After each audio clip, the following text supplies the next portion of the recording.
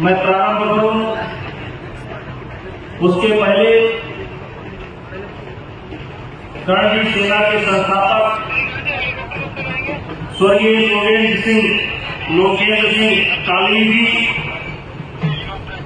जिनसे मेरा विशेष परिचय था, स्नेह था, आज हमारे बीच में नहीं है।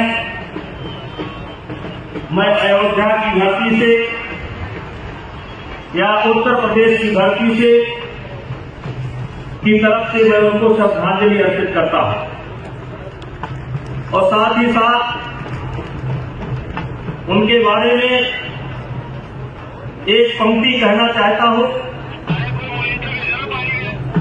कोई चलता पग चिन्हों पर, कोई चलता पग चिन्हों पर, कोई पग चिन्ह बनाता है, वही सूरमा इस जग में धरती पर पूजा जाता है। ऐसे थे हमारे संस्थापक स्वर्गीय लोकेंद्र सिंह जी। हमारे दाहिने तरफ मंच पर साधु संत विराजमान है। मैं आपका ही शिष्य हूं और अयोध्या के संतों का बहुत प्रिय हूं और अयोध्या के संत हमारे बैठे भी हैं। एक संत बैठा है, एक शिष्य भी बैठा है, वो पहलवान है। तो मैं आप सबको प्रणाम करता हूं।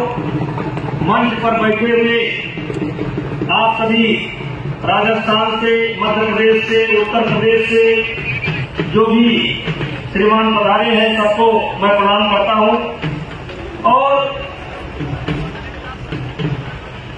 मैं आपकी मांगों का समर्थन करता हूं। लेकिन साथ ही साथ मैं सूत्र वाक्य में कुछ बातें आपके सामने रखना चाहता हूं। जैसे किसी ने कहा है कि जो आदमी अपनी मदद नहीं कर सकता, जो आदमी अपनी मदद नहीं कर सकता, संसार में उसकी कोई मदद नहीं कर सकता।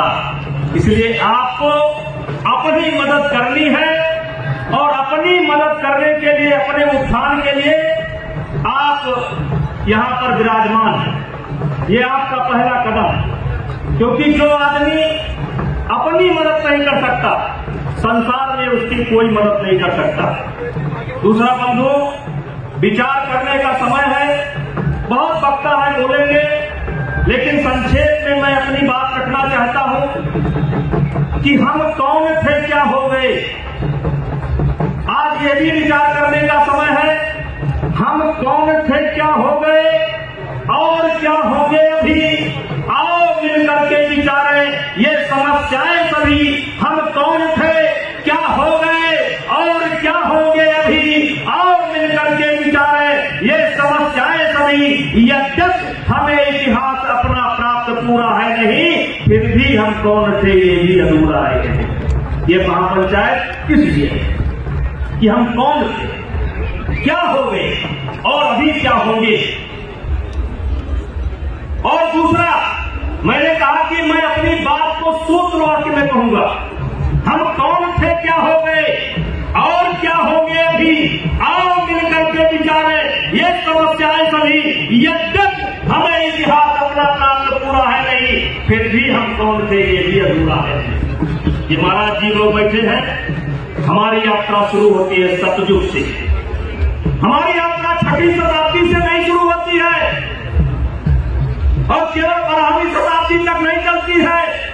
हमारी यात्रा शुरू होती है सतयुग से, जो 17 लाख कुछ हजार वर्ष चलती है। हमारी यात्रा शुरू होती है द्वापर से, जो 14 लाख कुछ हजार वर्ष चलती है। हमारी यात्रा शुरू होती है त्रेता से, जिसमें राम पैदा होते हैं, द्वापर में कृष्ण पैदा होते हैं। वो 8 लाख कुछ हजार वर्ष की है और वर्तमान समय में कि हमारी यात्रा चल रही है कलयुग में। कहने का मतलब हमारा इतिहास है, सतयुग में हमारा इतिहास है, द्वापर में हमारा इतिहास है, त्रेता में हमारा इतिहास है, कलयुग में मेरा इतिहास है। इसलिए मेरे भाइयों, मैंने कहा हम कौन थे, क्या हो गए और क्या होंगे अभी, आओ मिलकर के विचारें। ये समस्या है सभी, यद्यप हमें इतिहास अपना प्राप्त पूरा है नहीं, फिर भी हम कौन थे ये भी अधूरा है। लेकिन साथ ही साथ ये भी कहना चाहता हूँ मेरे भाइयों, मेरे नौजवान साथियों, मेरे मित्रों, मेरे गार्जियनों, मैं आपसे कहना चाहता हूँ, सिर पर कुलीनता का टीका, ये मेरा व्यंग है अपने ऊपर। सिर पर कुलीनता का टीका, भीतर जीवन का रस टीका।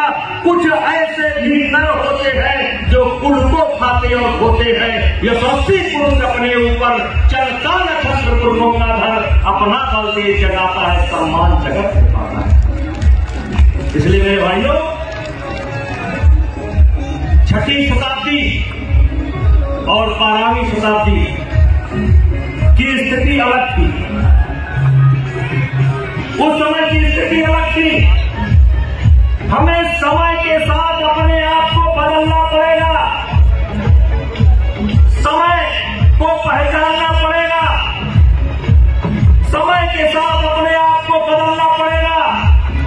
और भाइयों, मैं कहना चाहता हूं, किसी विद्वान ने कहा है, महाराज जी, किसी विद्वान ने कहा है कि दुनिया के लिए अभागा होगा वो दिन, दुनिया के लिए अभागा होगा वो दिन, जिस दिन आदमी से आगे बढ़ने की इच्छा समाप्त हो जाएगी। दुनिया के लिए सबसे बड़ा अभागा दिन वही होगा।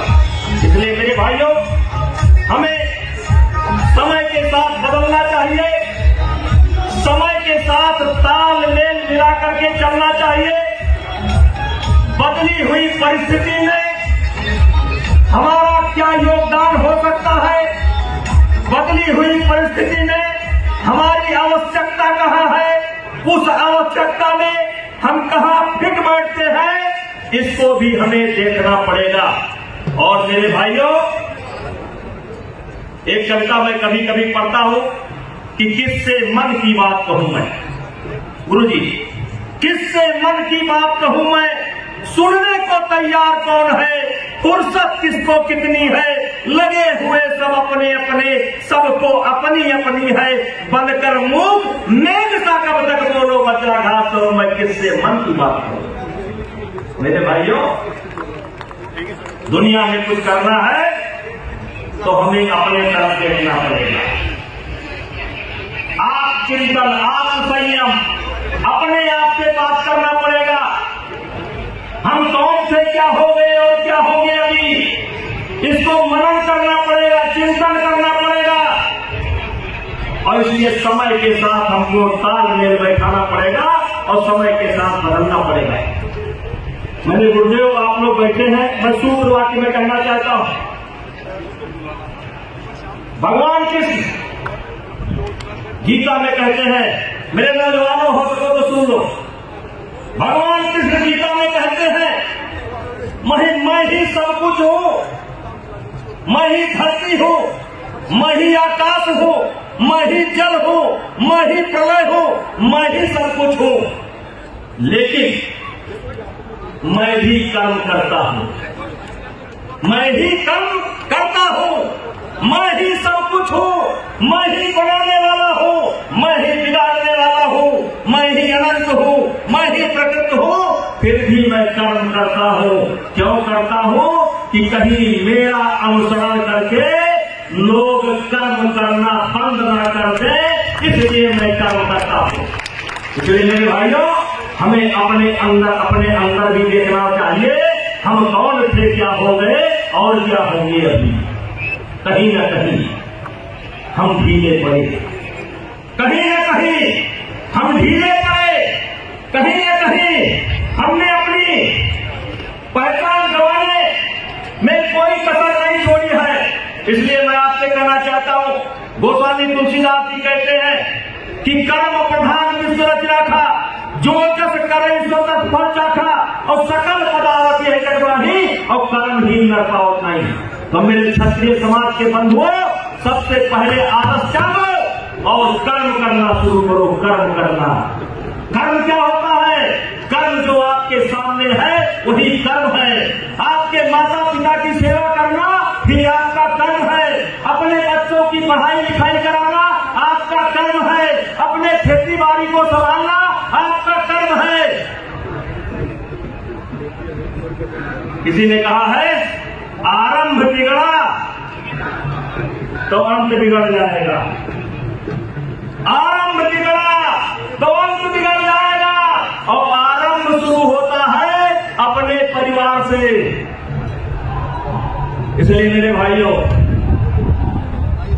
सिर पर कुलीनता का टीका, सिर पर कुलीनता का टीका, भीतर जीवन का रस पीना।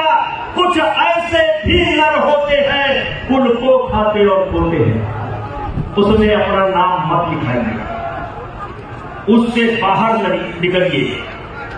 आपका इतिहास बहुत शानदार है और ये इतिहास केवल 6वीं शताब्दी से नहीं शुरू होता है, केवल 12वीं शताब्दी से नहीं अंत होता है। ये इतिहास सतयुग से शुरू होता है और ये सारा इतिहास इस राजपूत समाज के ही नाम लिखा हुआ है। चाहे सतयुग हो, चाहे द्वापर हो, चाहे त्रेता हो, चाहे कलयुग हो, इन संतों ने हमें रास्ता दिखलाया है। लेकिन इतिहास राजपूत समाज से ही भरा हुआ है। आजादी के बाद भी आपका योगदान कम नहीं, लेकिन मैं इशारे में कहना चाहता हूं, समय को पहचानो, समय को पहचानो। मैंने पहले कहा था कि जो आदमी अपनी मदद नहीं कर सकता है, संसार में उसकी कोई मदद नहीं कर सकता। और मेरे भाइयों, बंद कर जी, बोले बोले नहीं, बत्ता बहुत है। भाइयों, मैं कर्म पर जोर देता हूं, कर्म पर। कर्म करो, कौन सा कर्म करो? जो आपके सामने है उसको अच्छे से करो। और इतना जान लेना कि आपके अंदर इतनी ताकत है। दिनकर जी ने एक कविता लिखी है कौन काम ऐसा जग में टिक सके आदमी के मन में, हम ठोक खेलता है जब नर पर्वत के जाते पांव उखड़, मारो जब जोर लगाता है पत्थर पानी बन जाता है। मेरे भाइयों, अपनी ताकत को पहचानो।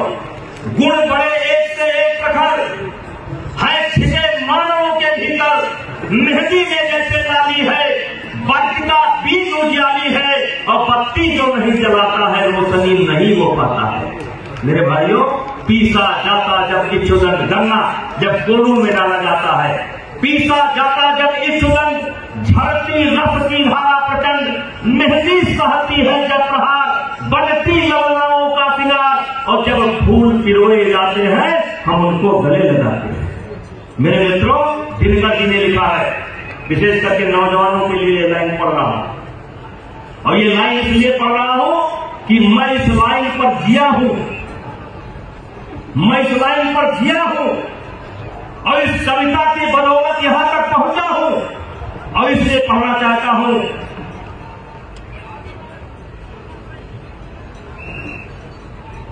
वसुधा का नेता कौन हुआ?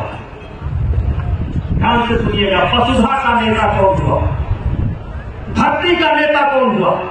भूखंड विजेता कौन हुआ? अतुलित यश क्रेता कौन हुआ? नव धर्म प्रणेता कौन हुआ? जिसने न कभी आराम किया और विघ्नों में रहकर काम किया। मेरे भाइयों, सकारात्मक परिस्थिति में आदमी उतनी तरक्की नहीं करता है जितनी नकारात्मक परिस्थिति में करता है। अगर भगवान राम का राज्य तिलक हो गया होता, अयोध्या का सिंहासन मिल गया होता, तो आज राम को कोई जानता नहीं होता। राम को राम इसलिए जाना गया कि वो उन्हें अयोध्या का सिंहासन छोड़ना पड़ा और जंगल की ओर जाना पड़ा। पूरा इतिहास भरा पड़ा है, इसलिए राम राम हुए। इसलिए मैं कहना चाहता हूं, वसुधा का नेता कौन हुआ? भूखंड विजेता कौन हुआ? अतुलित यश क्रेता कौन हुआ? नव धर्म प्रणेता कौन हुआ? जिसने न कभी आराम किया, विघ्नों में रहकर काम किया, क्योंकि जब विघ्न सामने आते हैं, सोते से हमें जगाते हैं, तन को मरोड़ते हैं पल पल, मन को झंझोड़ते हैं पल पल, और सतपथ की ओर लगाकर ही जाते हैं, हमें जगाकर ही। वाटिका और वन एक नहीं, आराम और रण एक नहीं। आराम और रण का मतलब कर्तव्य है भैया। आराम और रण एक नहीं, वर्षा अंधर या तप अखंड, पौरुष के हैं साधन प्रचंड। वन में प्रसून तो खिलते हैं, बागों में साल न मिलते हैं, कंकड़ियां जिनकी सेब सुवर, छाया देता केवल अंबर, वही सूरमा निकलते हैं जो विद्राम बनते हैं। इसलिए मेरे भाइयों, समर्थन करता हूँ, आप लोगों ने मुझे अवसर दिया, मैं संतों को प्रणाम करता हूँ, और साथ ही साथ कहना चाहता हूँ कि कभी कभी मौका लगे तो अपने आप से बात कर लिया करो, अपने आप से बात कर लिया करो, अपनी परिस्थिति के बारे में बात कर लिया करो, अपनी गरीबी और अमीरी के बारे में बात कर लिया करो, अपने माता पिता और अपने बेटे भाई बहन की तरफ देख करके बात कर लिया करो। और इसीलिए मैं अक्सर कहता हूं मेरे भाइयों, आखिरी लाइन है कि जिंदगी भर तो हुई गुफ्तगू गैरों से मगर, जिंदगी भर तो हुई गुफ्तगू गैरों से मगर, आज तक हमसे हमारी न मुलाकात हुई, आज तक तुमसे तुम्हारी न मुलाकात हो गई। क्षत्रिय समाज को आगे लेकर के जाना है तो अपने आप से बात करना है, और बदली हुई परिस्थिति में अपना स्थान खोजना है। और मेरे वीर भाइयों, आपका इतिहास 6वीं शताब्दी से नहीं है, आपका इतिहास सतयुग, द्वापर, त्रेता, कलयुग से भरा हुआ है, आगे भी भरा रहेगा। इन्हीं शब्दों के साथ पुनः आप सब लोगों को प्रणाम करते हुए विदा लेना चाहता हूँ। जय करणी सेना, जय श्री राम, जय श्री राम, और भारत माता की, भारत माता की। हमारा